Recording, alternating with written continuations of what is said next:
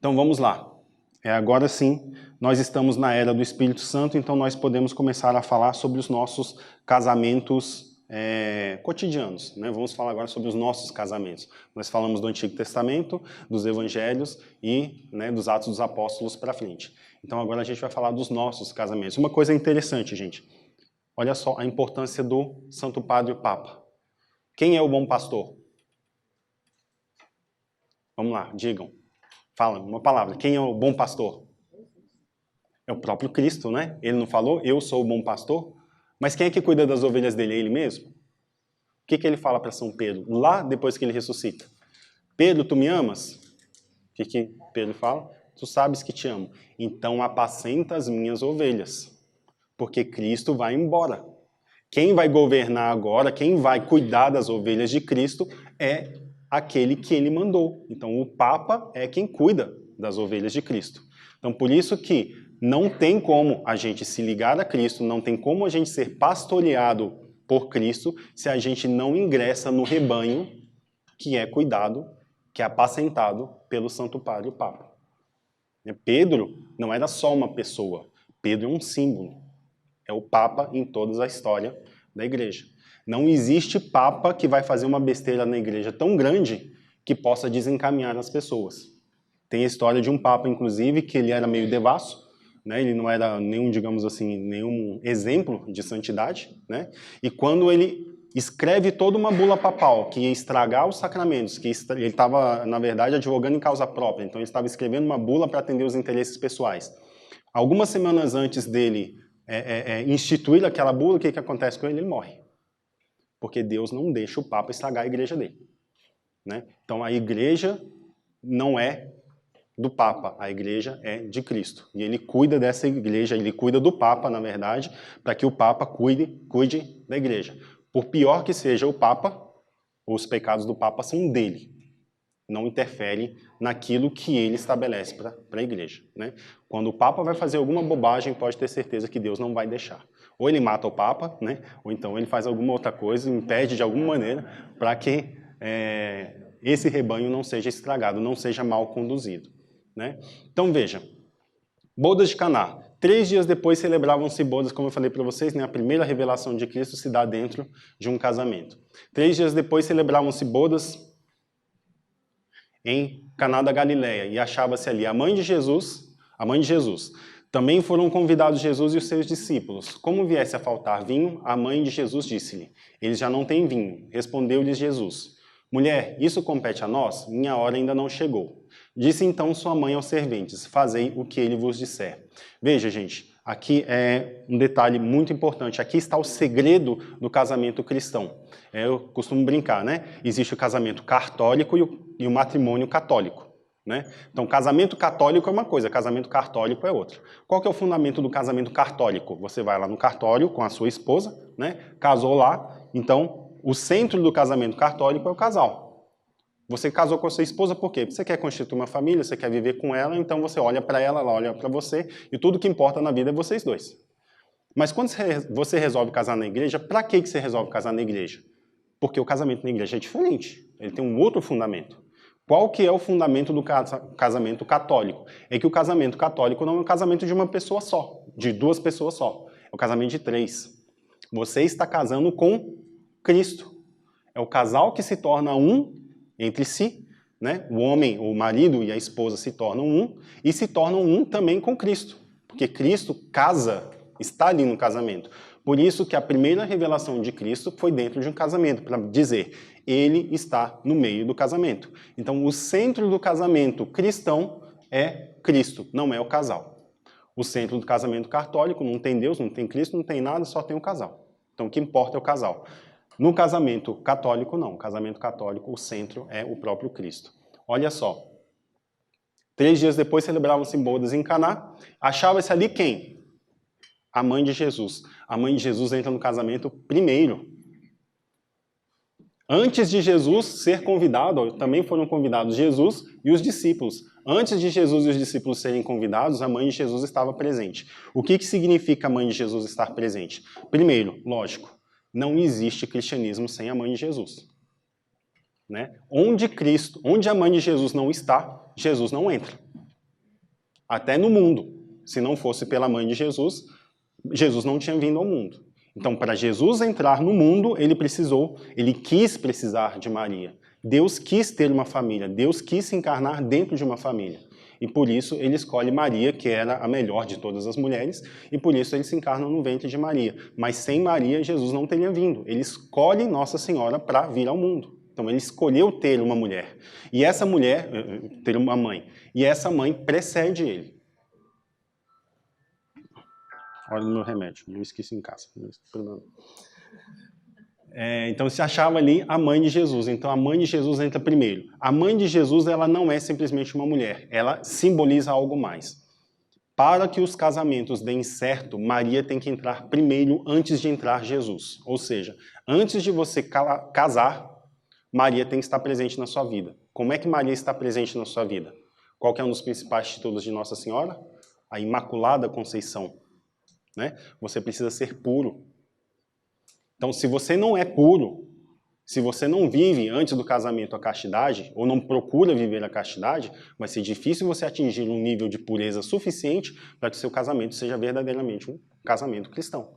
Então, você precisa estabelecer com a sua parceira ou com o seu parceiro uma imaculabilidade, uma pureza, para que Cristo possa entrar nesse casamento e encontrar ali um ambiente propício para habitar. Assim como ele encontrou em Maria, uma mulher imaculada, pura, e ali ele quis fazer a sua habitação. Né? Então, para os nossos karmas, eu já estou casado, não vivi castidade antes de casamento. Agora, como é que eu faço? Procura viver agora. Como é que a gente vive a imaculabilidade dentro do casamento? Não é deixar de fazer sexo. O sexo em si ele é casto, desde que seja feito da forma correta, vamos dizer assim. Né? E como é que eu vou viver, então, a imaculabilidade no meu casamento? Muito simples. Quando você senta com a sua família para assistir televisão, o que você coloca na televisão? É só você pensar. Maria está ali, não é? Ela não foi chamada para estar no casamento? Não foi a primeira a entrar? Então imagina que ela está sentada no sofá do seu lado. O que você vai colocar na televisão? Pornografia? Você não se sentiria constrangido, envergonhado se de repente você colocasse alguma coisa diferente na televisão e com Nossa Senhora sentada ali do seu lado? É só você pensar nisso. Maria está aqui do meu lado, o que eu posso, o que eu não posso colocar para ela assistir? Entendeu? Então, se você pensa dessa maneira, você vai saber como é que eu vou lidar com a minha esposa. Maria está aqui do lado, ela está te olhando, ela está no seu casamento. Como é que eu vou tratar? Vou tratá-la com agressividade? Vou falar palavrão? Né? Vou ser agressivo com ela? Maria está olhando, você não vai sentir vergonha? Né? Da mãe de Jesus estar ali vendo tudo aquilo? Então, a imaculabilidade, a presença da mãe de Deus no casamento é isso. Purificar o casamento significa, pensa que Maria está ali. O que eu posso, o que eu não posso fazer na presença da mãe de Deus? E aí, pronto. Tudo vai se resolver. Né? Depois disso, então, foram convidados Jesus. Aí sim, Jesus entra, né, e participa do casamento. Vou pular para os discípulos. Os discípulos estavam presentes. Quem são os discípulos de Cristo? Os apóstolos, a igreja. Como é que eu vivo na minha família? Como é que eu posso fazer minha família dar certo? Ouvindo a voz dos discípulos, colocando os discípulos dentro do meu casamento. Ou seja, a voz dos bispos, a voz dos padres, a voz do Santo Padre e o Papa. O que eles falam? O que eles ensinam? Quais as orientações para o casamento e para a minha formação pessoal? Como que eu devo ser? Como que eu devo agir? Né? Então, ouvir aquilo que os nossos pastores dizem, apacenta as minhas ovelhas, não foi isso que Cristo falou? Então, eu tenho que ouvir aquela pessoa que está apacentando as ovelhas de Cristo. Se eu sou ovelha de Cristo, eu vou prestar atenção no que o Papa fala. Eu vou prestar atenção no que os bispos falam, no que os padres orientam nas homilias. E assim eu vou procurar viver minha vida. Isso é colocar os apóstolos no casamento. Pode passar. Né? Tá aqui. Aí veja, a presença de Cristo, já falei do primeiro e do último, a presença de Cristo. Primeiro, eles não têm mais vinho. É o que acontece com os nossos casamentos. Perde o sabor. O que é vinho? É algo saboroso, né? É algo que inebria, é algo que deixa embriagado, é algo que te deixa alegre. Né? Quando você toma um vinho, alguma coisa assim, você fica mais alegre, fica mais feliz. Né? Então, acabou o vinho, acabou a alegria, acabou a harmonia, acabou a serenidade, a paz. Não é isso que acontece nos casamentos? Tudo isso acaba. Né? E aí Maria chega para Jesus e fala, não tem mais vinho. Jesus fala, e daí? E eu com isso? Né? Minha hora não chegou. Isso não é problema meu. Por que não é problema de Cristo? Detalhe, nessa passagem, volta um pouquinho na passagem. Cadê o casal? O casal não está aí, né? Vocês lembram dessa passagem que o casal quase que não aparece, os noivos não aparecem na passagem, só vai aparecer lá no final? Por que que o casamento dá errado? Porque o casal está longe de Cristo. Quando o casal está longe de Cristo, acaba o vinho. Pode passar. Entende? Então, por isso que Jesus fala, a minha hora ainda não chegou, eu não posso fazer nada aqui, eu não posso solucionar o problema desse casamento. Por quê? Porque o casal está longe de mim. Eles não estão aqui, eles não prestam atenção em mim, eles nem sabem que eu estou presente no casamento deles. Quantos de nós sabíamos que o casamento cristão é um casamento com Cristo? A gente acha que o casamento cristão é um casamento apesar de Cristo, então não é casamento cristão. Se é cristão é porque tem que ter Cristo lá dentro. E às vezes a gente não se dá conta que Ele está lá dentro. Como é que eu posso fazer, Jesus falando, como é que eu posso fazer alguma coisa aqui se eles não prestam atenção em mim? Eles não sabem que eu estou aqui. Aí Maria vai resolver esse problema. O que que ela fala? Fazei tudo o que Ele vos disser. Quando Maria fala isso, veja, se você está numa festa, e aí de repente a mãe de Jesus fala assim, fazei tudo o que Ele vos disser, para quem que você vai olhar? Para Cristo. Cristo voltou a ser o centro. Quando Cristo volta a ser o centro, Ele pode transformar a água em vinho. A água o que que é? É sem sabor, é sem graça. Tá certo que ela hidrata, ela é importante, mas ela não tem sabor, ela não te deixa inebriado, ela não te traz alegria. Então, quando você olha para Cristo dentro do casamento, Ele transforma a água em vinho. Aquele casamento perdeu o vinho, perdeu o sabor, eles não têm mais vinho, perdeu o sabor porque eles não prestaram atenção que Cristo estava ali, Cristo estava no casamento e eles não estavam nem aí, nem sabiam que Cristo estava presente. Por isso, Cristo não podia fazer nada, a minha hora ainda não chegou. A partir do momento que eles prestam atenção em Cristo, Ele transforma a água em vinho. Então, mesma coisa, dificuldade no casamento, olha para Cristo, vai rezar junto, vai para o sacrário, vai à missa junto, presta atenção nos apóstolos, coloca Nossa Senhora dentro do casamento, traz pureza para dentro do casamento, procura trazer imaculabilidade para dentro do casamento.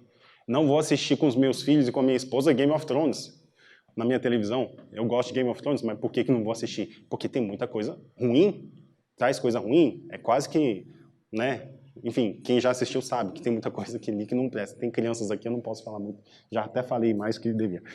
Mas tem muita coisa ruim ali. Então eu não vou colocar esse tipo de coisa no ambiente da minha família. Vai assistir um filme de santo. Hoje está tendo muita história de santos aí, São Pio, São Francisco de Assis. Vai sair um novo filme aí de São Pio agora. Teve um filme que passou recentemente no cinema, Vivo, que conta a história de várias conversões de pessoas que eram ateias, viraram até padres. Tem um filme na Netflix ótimo, para vocês quiserem... Netflix não, acho que na HBO Max. Que é a história do Padre Stu, que é uma história verdadeira, muito bom também para vocês assistirem. Assistam esses filmes. Nossa Senhora está sentada no sofá, ela vai gostar de ver esses filmes? Com certeza. Então coloca essas coisas na televisão. Vai conversar com seus filhos? Conversa sobre religião, conversa sobre coisas boas. Traz coisas puras, imaculadas para dentro do casamento. E aí o casamento vai se resolvendo. Pode passar.